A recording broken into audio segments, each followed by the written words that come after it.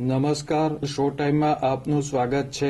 ભાવનગરના ફુલસર કર્મચારી નગરમાં બે પરિવારો વચ્ચે મારામારી અને ફાયરિંગની ઘટના બની હતી। આ બનાવમાં પોલીસે સામસામી ફરિયાદ નોંધી આરોપીઓની ધરપકડ કરી હતી। આજે બોરતળાવ પોલીસે આરોપીને સાથે રાખી બનાવ સ્થળે તપાસ હાથ ધરી હતી।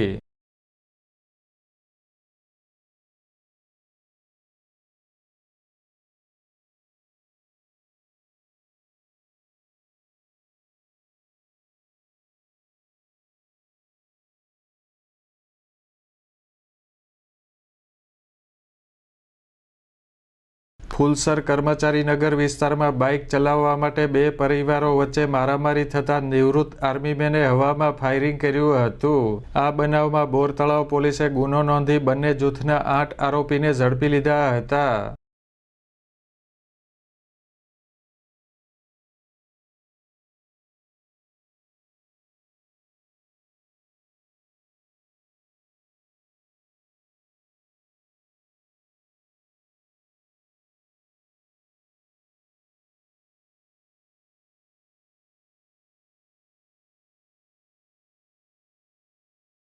આ ઘટનામાં ઝડપાયેલા 5 આરોપીને બોરતળાવ પોલીસ બનાવ સ્થળે લઈ ગઈ હતી અને તપાસ હાથ ધરી હતી।